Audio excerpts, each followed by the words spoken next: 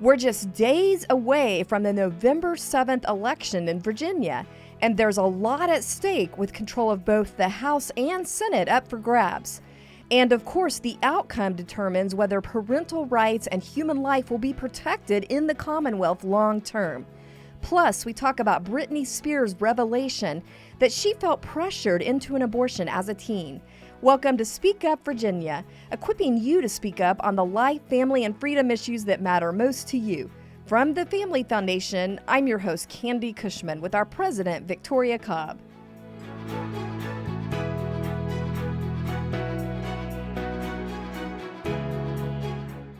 Well, welcome everybody. You'll notice that Victoria and I are twinning today.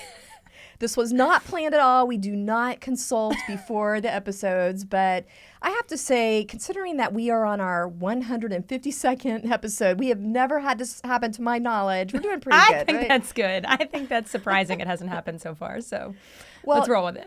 There's one difference. Victoria has a necklace cross. Oh, okay. So technically you're more spiritual today. Okay, we can go with that. Yeah.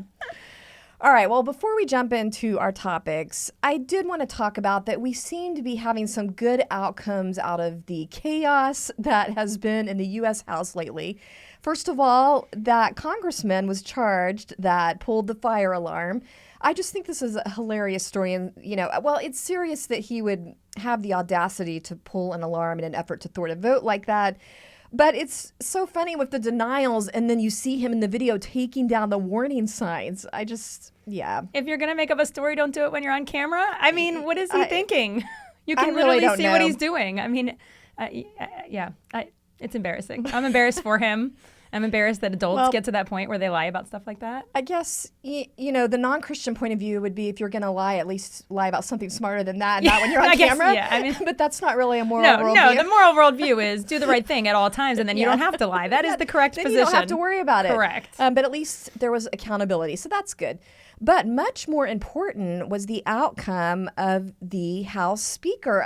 After all this craziness, it looks like there's great news with that. I am so excited myself. Now, I never thought I'd say that because we watched round after round, and I thought, we're never going to get to a speaker. But I am so excited that Congressman Mike Johnson is going to be our new speaker. So he is a much lesser known congressman than probably every other person that was up for nomination. He's from Shreveport, Louisiana, which is not sort of prime time location that everybody pays attention to. And the exciting part about him is he is going to be the most socially conservative speaker we've probably had in, I don't want to compare literal to literal, but I think he may almost ever. I mean, he is just phenomenal. Go back to Newt. Yeah, I was to say, we go back to at least Newt. And so it's just, who would have thought we'd have a good outcome out of this mess? Because this was a mess. Yeah. This guy is outspoken about his biblical faith. That is encouraging. And we're going to share a little bit more about his background that I think really will encourage all of you. But before we get into that, I did want to give listeners a real quick glimpse of what a powerful warrior he has been on life and family issues. And I'm just going to play this real quick exchange that he had with an abortion advocate. I think it was last summer during a congressional hearing. Do you support partial birth abortion? In other words, the child is half delivered, and then the woman says, my right, I want to take that one out. You support that? I trust people to make decisions about their body. Wow. Okay. What about, so abortion should be allowed then, by your definition, for any reason, for any purpose, at any stage, right? I trust people to make decisions about their body, and then when relevant, I think that they need to consult their medical practitioners. Okay. And not if Congress. it is, listen, let me just ask you this question. If it is not lawful and morally acceptable to take the life of a 10-year-old child, I assume you agree with that, right? That would be wrong, correct? I believe that Okay. that is And wrong. a 2-year-old child, same thing, that would be murder. We would all agree that's wrong. Then what is the principal distinction between the human being that is 2 years old or 9 months old or 1 week old or an hour old than one that is 8 inches further up the birth canal in the utero? What's the difference? Why is it okay in the latter case and not the former cases? I trust people to determine what to do with their own bodies. Wow.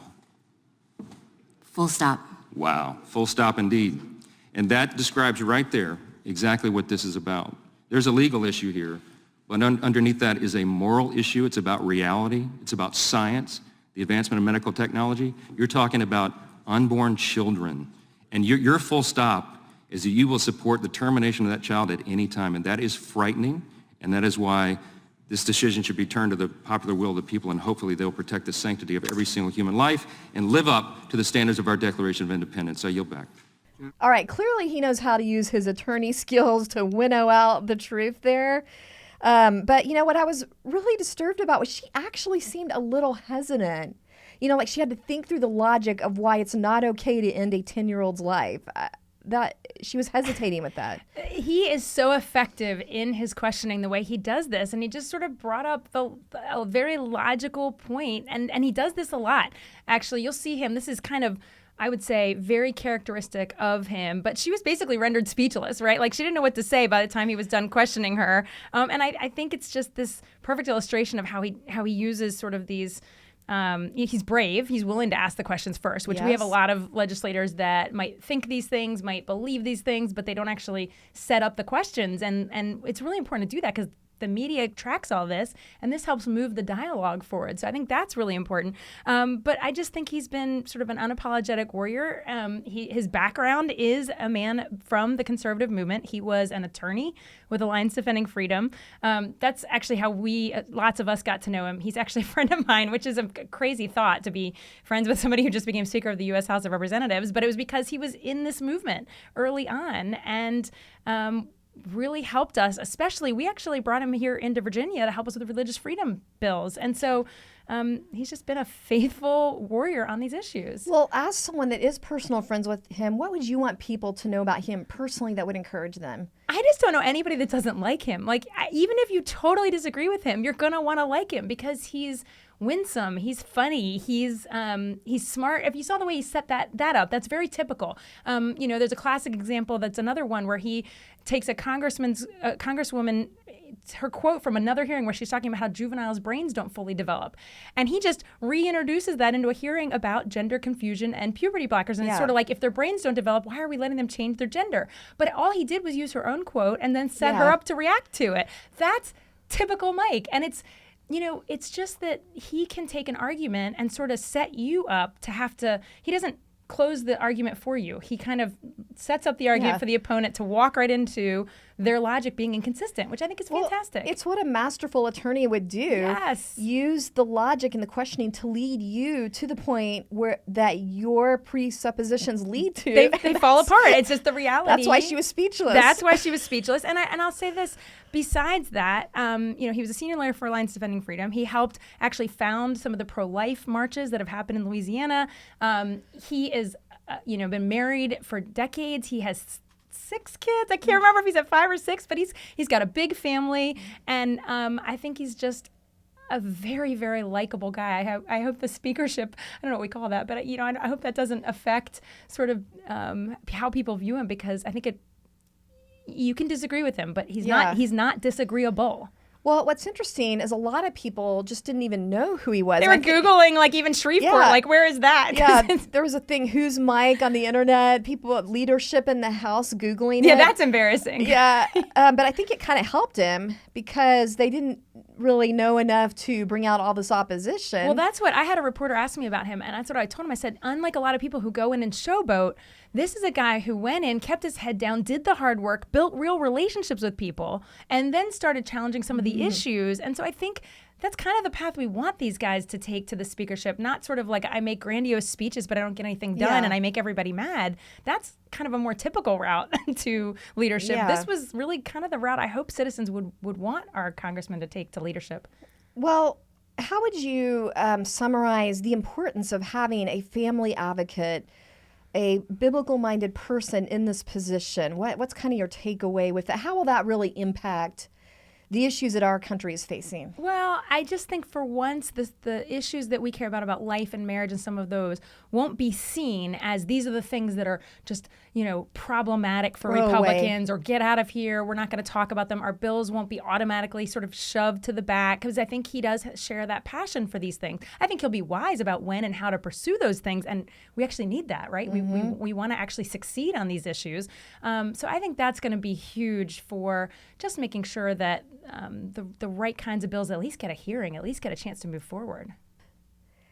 All right. Well, diving into our actual topic today, which is pre-election, or I should say election preview, I guess. This is going to be our last episode that airs before the election because the next one's coming out the day after. So we wanted to just kind of cover some of what's going on, help people get geared up for this big day in Virginia's history. And so I think I'll just start off, Victoria. First of all, remind our listeners what's really at stake for biblically minded voters. Well, pretty much every issue we care about comes down to who controls the House and the Senate. If folks just think through the last session, all the things that we were advocating, like saving girls' sports and a pro-life bill, all of those things died in the hands of a committee in the Senate because the Senate was controlled by liberal Democrats, really pro-abortion Democrats, and so nothing pro-life was going to get through and all of that. So it's a big deal who controls not just it's not just literally like, do we have enough votes to pass the bill when it gets to the floor? It's literally who's on committees of each chamber, because that even determines whether the bill even gets a hearing, whether it even gets to the floor. So it's a big deal. And my understanding, correct me if I'm wrong, is that both the House and the Senate, we're looking at a 4-seat margin, right? It's very close. Yes, this is Virginia is narrowly divided, and therefore our districts are narrowly divided, and it is going to be incredibly tight either way. No matter how this ends up, there's not going to be some landslide of one party or the other. That's just not the case. Like this past year, yes. We had the House, but then we get a lot of good stuff out of the House, but then it's all blocked, like you said, by Senate committee. Exactly. The life bills, the parental rights bills that are very important. Yeah. The girls' sports, all that. And it's frustrating because that means only a few people even vote on it in the Senate. Yeah. So it's hard to even bring that issue forward in an election. If you have a subcommittee or a committee, you're talking, at best 15 people vote on that bill. And so even to raise that issue during election is hard because a lot of people technically haven't voted on it. And so that's frustrating. Then the other way, if you get the Senate, not the House, you can't get anything out, right? Correct. It's the same thing on the other side. Yeah. And a lot of folks realized that we had said leading up to the 2021 election, we have to get the governor because, of course, if you get both chambers and you don't get the governor, then you're just getting vetoed. So we handled that, right? But we didn't have a chance to elect. This is our the governor. Right. This is our first shot to get the Senate so we can actually get bills all the way to his desk that he can sign. Yes, and apparently he's very concerned about this too. So, yeah. But anyway, this is going to be a real nail biter probably because this is all coming down to just a few races in both the House and the Senate, especially in the Senate. So what we want to do is highlight a few of those races. We can't, look at all of them that are at play. Our action team really has their eye on the ball with all of these races, but we're going to pick out a few that they have advised is very important and just highlight what's going on there. Of course, we have to talk about the one that's made national news, which is the race between Republican David Owens and the Democrats. Is it Susanna? I always stumble over Susanna Gibson. They're battling it out in House District 57, which covers parts of Henrico and Goochland. Yeah, this was going to be a tight race because of how the lines are drawn. So what is typically a vote that happens within that district. So it was always going to be close. And I will say this. I think that story, so we'll just remind our viewers. Do we have to? They got to hear the basics. Basically, the Democrat candidate performed sex online. There's more detail, but that's plenty for now. We think that issue that has come to light has been public enough. It has hurt her.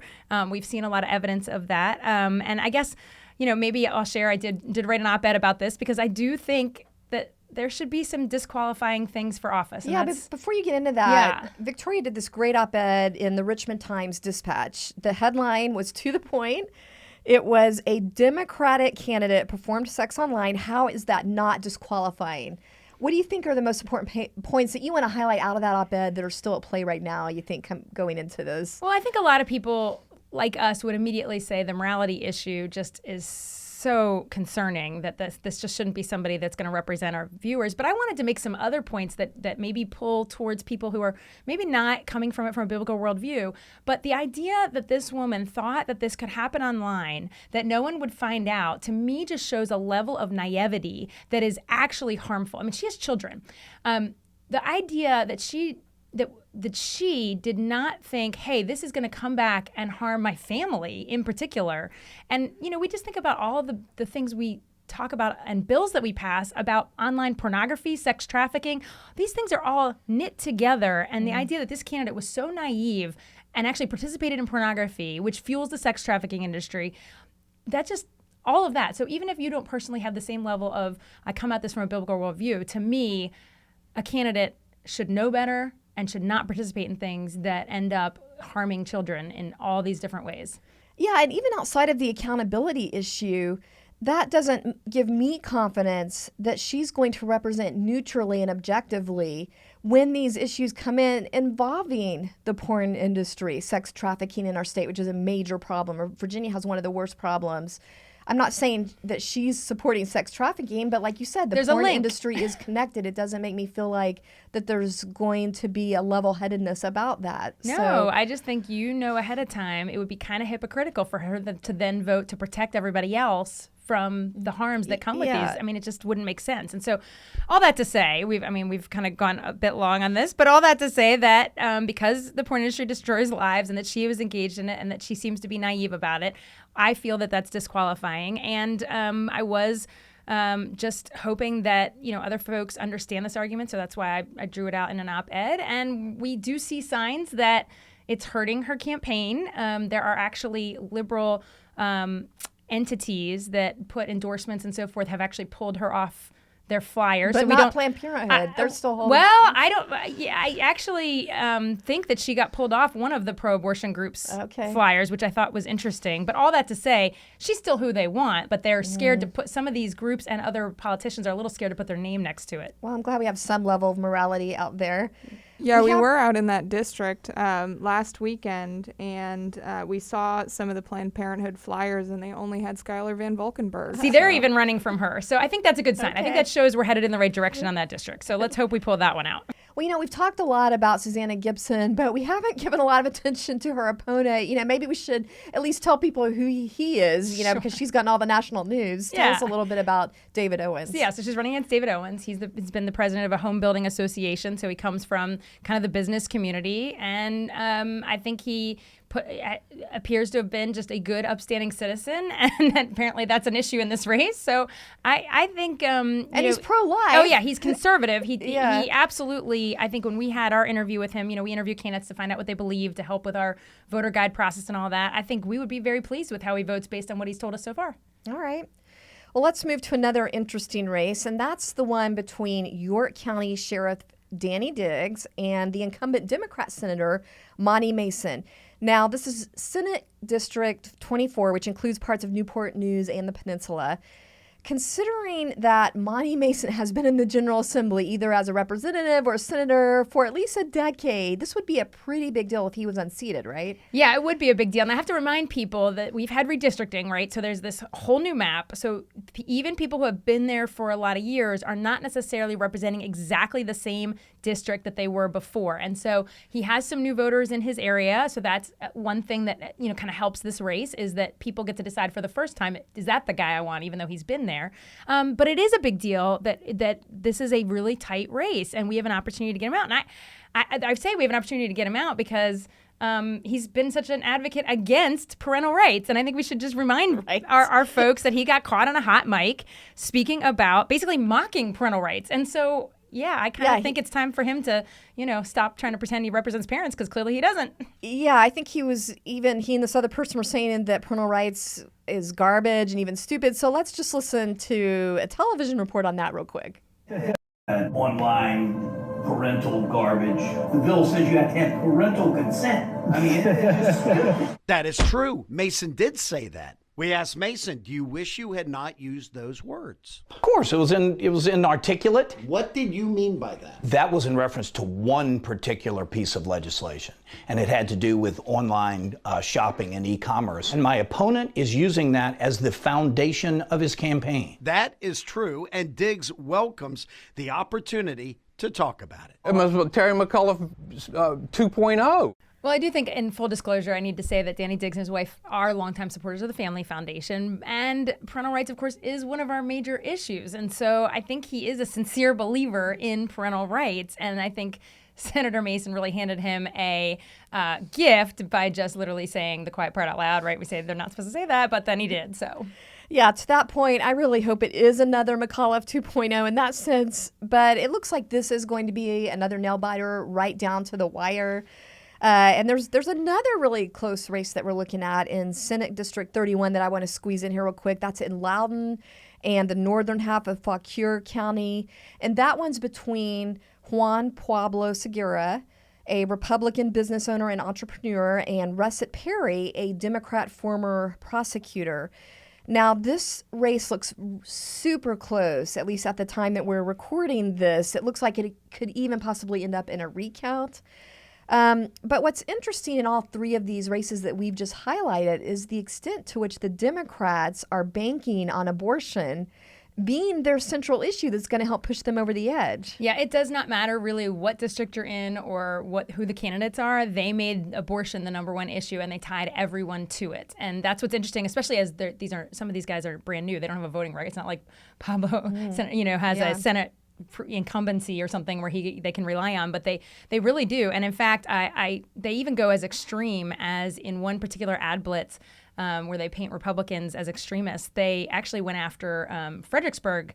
Somebody that's running for Senate. It's Tara Durant. She's currently a House member running for Senate, and they basically went after her, and they said that she is letting Virginia force a 10-year-old rape victim to carry to term. Right? This is taking. It's just outrageous. Yeah. First of all, this is just as a reminder. Not that this is not a horrible thing that if this ever happened, it'd be absolutely horrible. But it is the smallest percentage that even is a rape example of abortion, but they like to use that. And then, of course, to go to the youngest possible child. I mean, this is really sad that they are, I think, just baiting people into looking horrible. Well, they want to paint this picture that Republicans are going to jail women. Correct. And have these nightmare scenarios like with the 10-year-old girl. What is the truth behind that fear mongering? What's the reality? Well, the thing is, they're trying to dodge their own extreme nature on this. Like, they're trying to hide the fact that it's their party that's standing for abortion up until the moment of birth, and even after. If you're Ralph Northam, I mean, that's their party. Or that clip that we showed of Mike Johnson and this having this conversation where they can't even rationalize. Their position is not even so rational extreme. Enough because they're so extreme. But the stakes are just so high. And I think in particular because Virginia is the last southern state that has, after the Roe decision was overturned, all the other southern states have done more to protect human life, and we haven't. And so they feel like the stakes are just incredibly high. We're the last holdout. Yeah, holdout in a wrong way. Southern states. Yeah, everybody else has done something like a heartbeat bill or some kind of protection, so that they feel like we've got to hold Virginia to be this pro-abortion, I hate to say it, we've talked about this before, destination state where people can come. That is a horrible thing, and that is what's at play at this race, and they're making it very clear. I think going back to the Mike Johnson exchange is important because she literally couldn't draw the line from the time the baby comes out of the birth canal. Because you can't, because they're alive before, they're alive after. It's a short passage through a birth canal that is they can't. There's no moral distinction. Yeah, that's and the they real know extremity. That. They know that. Extremism. Yeah. All right, well, the bad news that we have in all this is that it looks like polling is indicating that all this Democrat propaganda on the abortion issue is swaying the public, that it is moving the needle. I know earlier this summer we saw the Youngkin campaign trying to put out there that the 15-week ban is a good place of consensus, a place that different people of different parties can meet and build bridges, and they felt like the public would agree on that. And maybe at first they did, but now it looks like the polls have changed on that. Yeah, we did have a larger lead in earlier polling around the 15-week. More of a majority agreed with us. And I think it's just a temporary hit, meaning you're just getting pounded with pro-abortion ads. And so the public now looks more evenly divided on that issue. I don't think it's where they actually stand. In moments where you're just pounding messages, people get confused. And I do think they'll come right back because it's logical. This is about pain. People know what a 15-week baby, I mean, like this has become, it's not like this is, these positions back in the day where you didn't have beautiful color ultrasounds and they were more excusable, but now people know what's going on in the womb. And so I really do believe people will come back to where they need to be, but the Democrats have done a good job of trying to persuade voters. And they've taken the position that any restriction at all is somehow an extreme position, that if you have any kind of a pro-life protection, that's extreme. And that's scary that the public could fall for that. We don't want to see that. In case people aren't as familiar with the 15-week ban, what Youngkin, where he was trying to land was 15 weeks is generally thought to be the point at which babies feel pain. Yes. And so a ban after that, a ban on abortions after that, is that right? Yes, and it's just kind of a place where obviously the pro-lifers do not think this is protecting enough human life, because a lot of abortion happens before 15 weeks. So we'd love to see something much better than that. But the reality is, because Virginia is so narrowly divided, he's saying, I think we can agree on this because of the pain perspective. And he had polling to back that up. And I do think we can get a majority of Virginians there. And I think that at least at minimum, that could be done. I think I'd like to see obviously more from our organization. Yeah, the story. Yeah, this isn't like where we're happy about that. That's that's story's sufficient. not over on Correct. this. Right. But there also is some good news on the polling showing that when it comes to education issues, all these parental rights issues, voters just do not trust Democrats and leftists. Yeah, I think because they've heard people like Senator Mason on record saying what he actually believes about education and parents. So yes, I think actually it's a really good thing, because it, for a long time, somehow Democrats are always seen as the trusted party on education. And I think that has really changed. Yeah. And I think that was because of funding, or, there was this idea that like teachers unions were controlled by Democrats, and somehow I think that has all changed because parents are aware that the direction that's all been going hasn't done anything. Our actual education standards are sliding, and there's indoctrination in schools, and parents are. So that's a very good thing. It's just which issues captivate the voter when they actually go in to pull the lever for who they're going to vote for. Well, on that issue, we've been seeing some polls showing as high as far as people supporting parental rights, as high as 65, 67%. And that's true also on this issue of female sports. We've been wanting female students to have their sports teams protected. That's very high. That's a fairness issue that a lot of families feel like they're going to encounter because they have daughters in sports. And I think they kind of are really, that is a very strong majority support. You could be Republican, Democrat, you could be biblical worldview, total secularist, and you're probably going to land in the, hey, girls deserve to only have to compete against girls. So that's a very good thing. And I think you got to also talk about the reality that our races fall within the context of the national sort of view of things. But real quick, I just want to mention we are also doing well, conservatives doing well when it comes to economy and inflation. Yes, that's fair. That is fair. Okay. Yes, and that's pretty logical if you know what's going on right now and who's in leadership. Yeah, that gets into your next point. Yeah, I think. Biden's not doing well in polling with popularity, right? No, and I'm amazed that this affects our election so much, because really the president's popularity really doesn't have impact on what actually ends up happening in our General Assembly. But for some reason, this is obviously, it's just a general, how do voters feel about the country? And they're going to vote for the party that they feel best about. And so when the president is reaching all-time disapproval ratings, like literally almost hitting records on how much people do not approve of President Biden or think he's doing a good job. Those questions that we've asked for, every president for decades, he's really hitting some lows. So that's one component. And the other thing that's actually super helpful is that our governor, who is a Republican, is hitting highs. And he's out there with the Parents Matter message, and he's super popular. I think we saw his approval ratings are kind of they're 53, 55%. Yeah. That's actually, I know that sounds I think it's a 10 tight to 11 point spread advantage over Biden. Yes, exactly. So that helps. That helps. How does it help, Victoria? Can it help these state candidates? Will that help us going into election day? Explain that to us a little bit, how Biden's weakness or low popularity levels and Youngkin having high, how does that actually play into, is there a downdraft, I guess is what you might call it? Yeah, because people, if they generally feel bad about the direction of the country led by the president, they're going to pick what they consider a change, right? They want something different, and so they're going to pick the opposite party. So that's one component. And then the governor, not only is it helpful that he's popular, but he's using his popularity. He is out there working incredibly hard in these elections. So Republicans have an advantage, and this is an advantage that we have not had, on the conservative side for a long time. We haven't had a person trumpeting our issues that is at a statewide office like a governor out there campaigning for our folks, because it's been a couple of terms since we've had a conservative governor, and B, even if you go back to the years of Governor McDonnell, because of what happened that was unfortunate, he ended up getting exonerated for it, but he was under scandal at the end when we were running our elections. He couldn't go out there and fundraise and work for the elections. So this thing where our governor is popular, he's touting our kinds of messages, and same with the messages that the kinds of candidates we want to see walking into office, that should matter. All right. Well, just to kind of summarize, let me throw this question at you. So you've got, okay, we've seen some disappointing polling on moving the needle on abortion issues, but where conservatives are up when it comes to education, economy, things like that. You've got a governor that's popular and helping. So why is it all still a nail biter? What should people be expecting? How do you want to summarize for them what to expect going into election night? Yeah.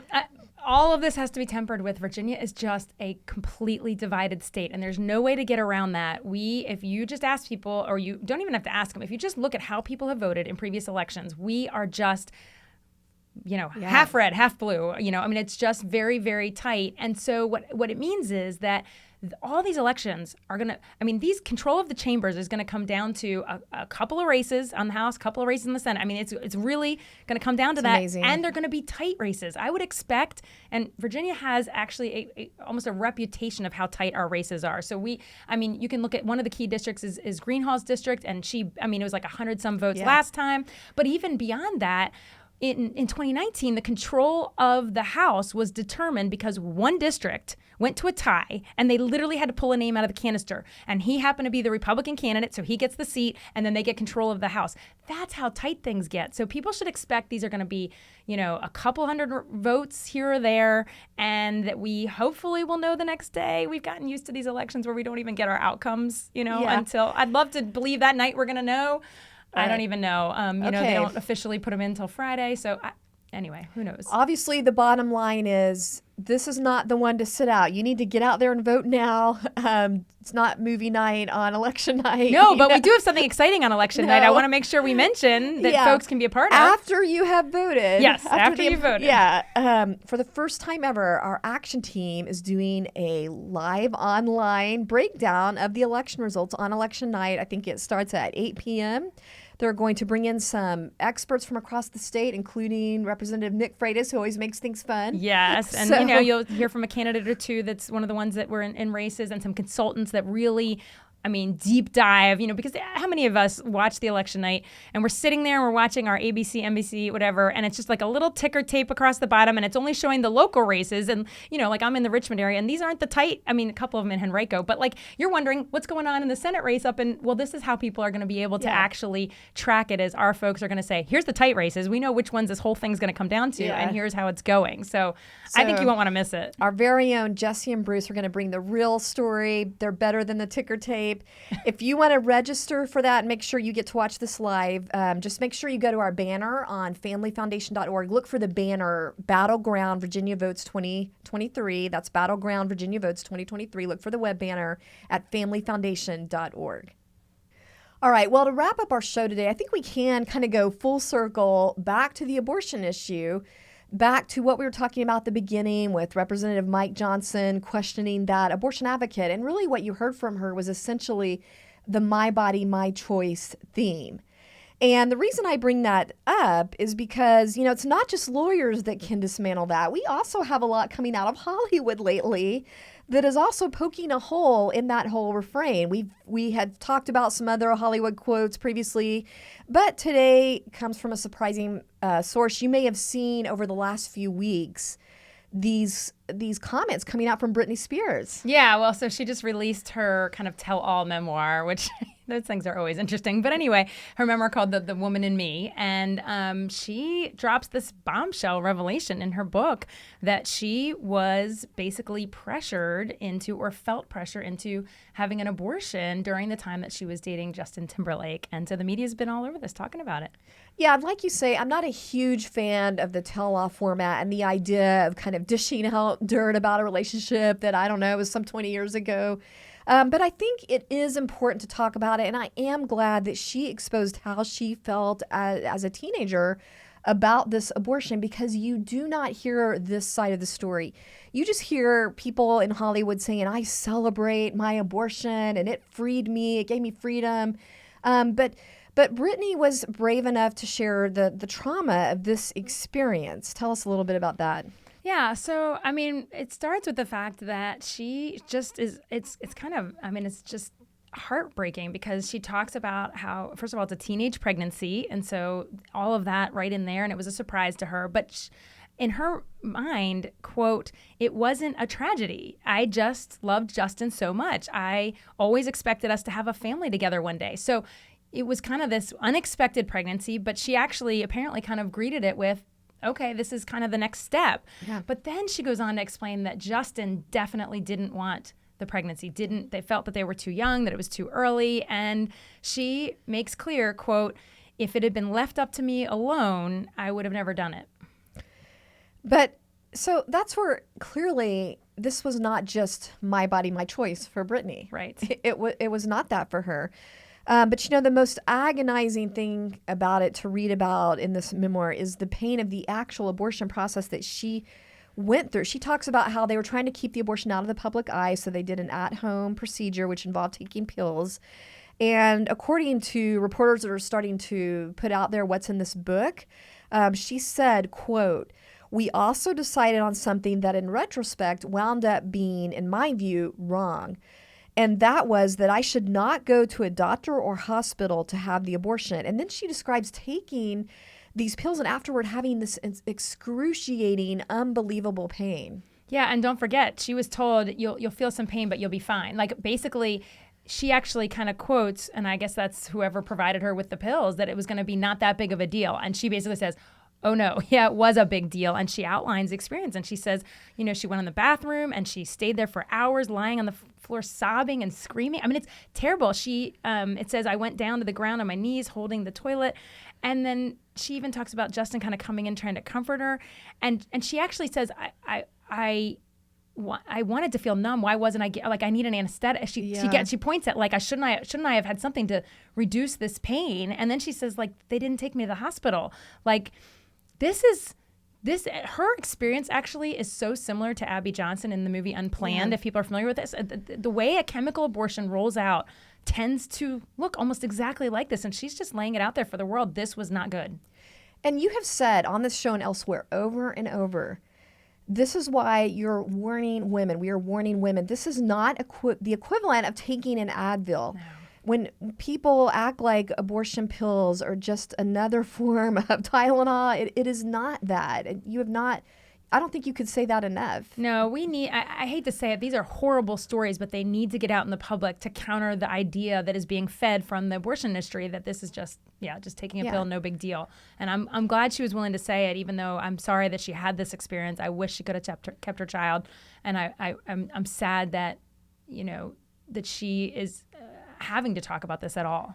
And also these stats, I think, are very important, showing that 60% of women who had abortions faced high levels of pressure to abort. And it's clear when you look at these studies that most of these women wanted more support coming around them in this. And I think that's really a huge flag that we should be looking at. Well, we've even tried to pass legislation around coerced abortion. And what's amazing to me is the same people that say my body, my choice, that push a feminist line don't come on board with, okay, at least it should be her choice.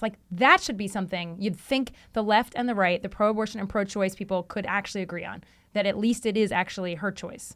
That is an interesting point. Yeah. Yeah. All right. Well, thank you for joining us today. That includes our episode. Appreciate you being with us for Speak Up Virginia. Don't forget to join us for the live stream from our action team on election night at 8 p.m. Sign up for that at familyfoundation.org. And also remember to share our playlist so that more people can hear this information that we're trying to get out there to share the truth about what's going on in our culture. So share the Speak Up Virginia playlist. And remember, we are stronger when we speak together.